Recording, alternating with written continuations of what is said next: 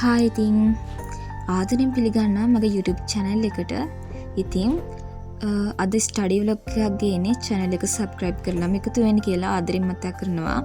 අද නම් මම ස්ටඩි vlog එක කරන්නේ බයෝ වල 13 ශ්‍රේණියේ සම්පත් පොතේ තියෙන ප්‍රජනනය කියන කොටස තමයි අද මම පාඩම් කරන්නේ. ස්ටඩි vlog එකක් කිව්වට මට අර පැය ගණන් වීඩියෝස් මට YouTube එකට අප්ලෝඩ් කරන්න අමාරුයි. මොකද මගේ ෆෝන් එකේ ස්ටෝරේජ් පිරලා තියෙන්නේ. අන්න ඒක හින්දා මම වීඩියෝ එක අප්ලෝඩ් කරන්නේ ස්පීඩ් දාලා කොටස් එකතු කරලා විනාඩි 4කට විතර ආසන්නව තමයි වීඩියෝ එක මම හදන්නේ. හැබැයි පාඩම් කරද්දී නම් ඊට වඩා ලොකු වෙලාවක් පාඩම් කරන්න ඕනි. පාඩම් කරනවා. හැබැයි මේ වීඩියෝ එකට මට එච්චර ලොකු වෙලාවක් දාන්න අමාරුයි. මම අද පාඩම් කරන්නේ බයෝ වල ප්‍රජනනය කොටස කියලා කිව්වනේ. මේ ප්‍රජනනය කියන කොටසේ පාඩම් කරද්දී අනිවාර්යෙන් බයෝ වල chart තියෙන්න ඕනි.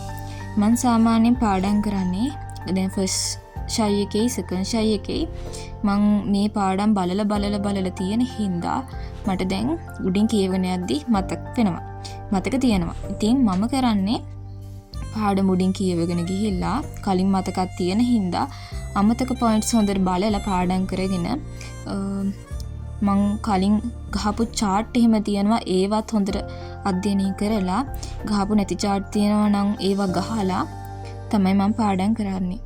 මට පාඩම් කරනකොට අනිවාර්යෙන් කටුකොල සෙට් එකක් නම් ළඟ තියෙන්නම ඕනි. කටුකොල නැතුව මට මොන හරි කුරුටු ගහන්න නැතුව බෑ පාඩම් කරන්න. ඉතින් පාඩම් කරනකොට මම කටුවකට හරි මයින්ඩ් මැප් එකක් ගහනවා. එතකොට පොඩි ටේබල්ස් ගහනවා. රූප සටහන් අදිනවා.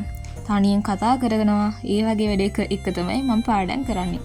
මොකද මට කෑ ගහලා පාඩම් කරන්නත් ඕනේ. ලියන ගමන් කුරුටු ගහන ගමන් පාඩම් කරන්නත් ඕනේ. ඔය ක්‍රම දෙකෙන්ම තමයි මම පාඩම් කරන්නේ. ඔයාලට කියන්න තියෙන වැදගත්ම කාරණයක් තමයි බයොලොජි කියලා කියන්නේ අපි හිතන් ඉන්නා වගේ කටපාඩම් සංස්කෘතියෙම ගොඩ යන්න පුළුවන් සබ්ජෙක්ට් එකක් නෙවෙයි. මොකද බයෝ කියලා කියන්නේ ඇත්තටම අපිට කටපාඩමට එහා ගිය අවබෝධයක් තියෙන්න ඕනි සබ්ජෙක්ට් එකක්. ඔයාලට ඒක ගොඩක්ම තේරෙන්නේ එක්සෑම් 2-3ක් හොඳට ලියද්දි. කටපාඩම් කරන අයත් ඉන්නවා, දකුණු ගන්න අයත් ඉන්නවා. හැබැයි හොඳට බලන්න බයොලොජි MCQ කරනකොට තර්කානුකූලව අපි හිතලා කරන්න ඕන MCQ ගොඩක් අපිට හම්බ වෙනවා. ඉතින් ඒ වගේ MCQ අපිට හොඳට ප්‍රැක්ටිස් කරගන්න නම් අපි මේ බයොලොජි වල තියෙන එක තීර කොටස් වලට අදාළ රූප මවා ගන්න ඕනි. ඒකට හොඳම ක්‍රමය තමයි chart and tables ගහන එක.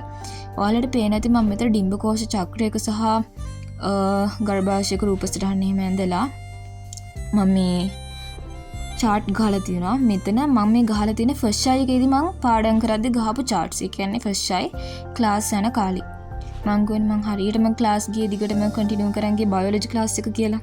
ගොඩාක් කරදර අස්සේ මම ඉතින් ඒක තමයි හරියට කරන් ගියේ. මොකද මම බයොලොජි තමයි ගොඩක් මාස සබ්ජෙක්ට් එක.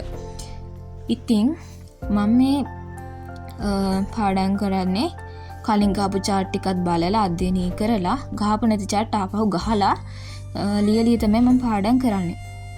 අනිවාර්යෙන් ඕගොල්ලෝ බයොලොජි වලදී chart ගහන එක නම් කරන්නම ඕනි. මොකද ඒකෙන් ඔයාලා හිතනට වඩා ලොකු ඵලදායීතාවක් ගන්න පුළුවන්. අපිට සමහර රූප සටහන් තියෙනවා අපිට ඒවා මනසේ මවා ගන්න බෑ.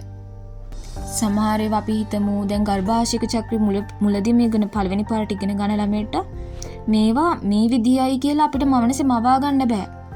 එතකොට අපි කරන්නේ ක්ලාස් එක හරි ඉස්කෝලේ හරි සර් කෙනෙක් කරේ මොඩෙන් කරේ ඔවා ඇඳලානේ ගන්නන්නේ. එතකොට අපි ඒ රූප සටහන් පොතේ නැති ඒවා එහෙම තියෙනකොට අපි ඒවා හොඳට chart එකකට දාලා අදාළ කරුණු හොඳට දාලා හදාගත්තාම අපිට ගොඩක් ලේසි පාඩම් කරන්න. ඒ වගේම ගොඩක් මතකත් හිටිනවා. එහෙනම් ආයෙ දවසක හම්බෙමු යාළුවනේ. ගිහින් එන්නම්.